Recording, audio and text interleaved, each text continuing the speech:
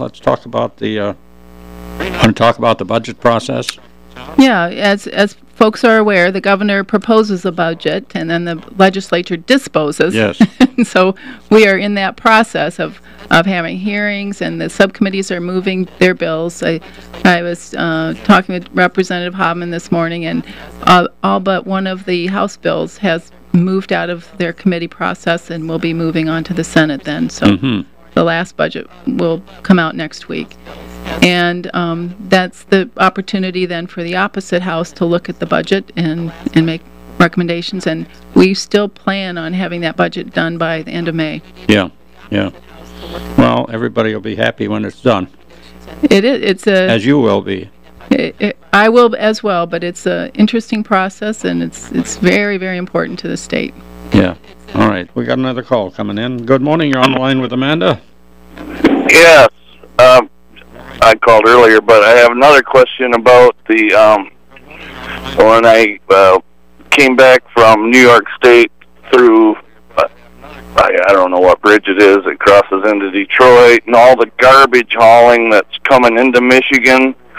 I'm wondering if we can stop that. I know it's probably a good money maker, but just get a sick pit in my stomach seeing all that garbage coming to Michigan. Can you elaborate on that, please? Okay, thank you. What I will say about that is I thought it was somewhat of a reciprocal agreement that we may bring in garbage from Canada, but Canada may take our medical waste as well. So I need to do a little bit more checking on that, because in the back of my mind, I thought that had somewhat curtailed that Canada had found other ways to dispose of its garbage rather than in Michigan landfills. So I need to do a little bit more follow-up. Okay. 395-1450 here, and the Mackinac Bridge is blue. That's interesting, isn't it? It is. This is something that just started, I believe, last year as part of autism awareness, and Lieutenant Governor Brian Calley will be up there tomorrow as they light up the Mackinac Bridge for a month. Yeah, for autism. Yep, and they're trying to do that nationwide to bring awareness to that disease. So it's unusual. I was wondering if the maintenance men go up there and change bulbs all the time. I don't know how they do that, but I do know that whatever they're doing to make it blue is all privately funded.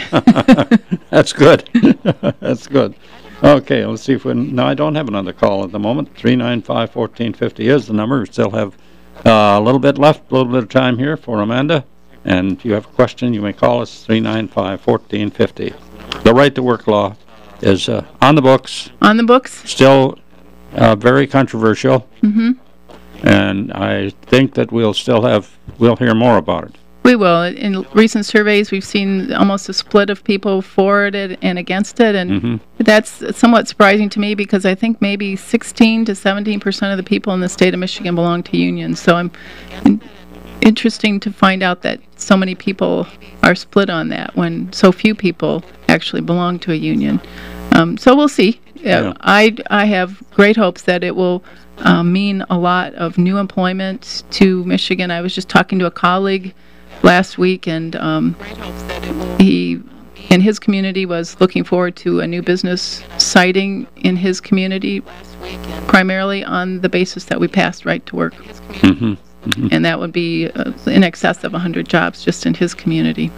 Well, I've heard both ways. I've heard people blame the union because we don't have jobs in Michigan, and so and of course the union. We know the union has done a lot down through the years, but I think it had at a certain point in time. I think the union was very instrumental in improving work conditions, right. and that at that same in different point in time, it's been a detriment. And I think at this point in Michigan's history, we need to look forward. Good morning. You're online with Amanda.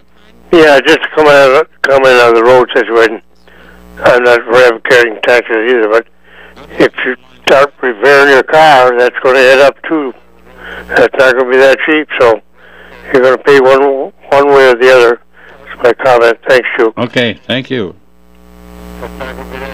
Yeah, the transportation, our roads issues, there's no easy way to do this. No, there is not. And we can do a combination of things, but the fact is there needs to be more investment in transportation. And another call here. Yes, you're online with Amanda. Yes, hi. I'm betting if you held an election today on that right to work, it wouldn't pass. I don't know, just from what I've seen, the average worker has been left behind when it comes to wages. And all we have going for us are the unions. They're the ones that kind of set the wages. And without them, you said that one company is going to hire 100 people, but what good is that if it's all $8 an hour jobs? And that goes back to even the problems with the schools. Our kids are suffering because both parents are working. Or one parent is raising 4 kids working 2 jobs. Yeah. Now, you pull all the unions out, every job in the state's going to be $8 an hour. I don't like to cut you off, sir, but we are running out of time. Right. Thank you. Right. And did you want to comment on that, Amanda?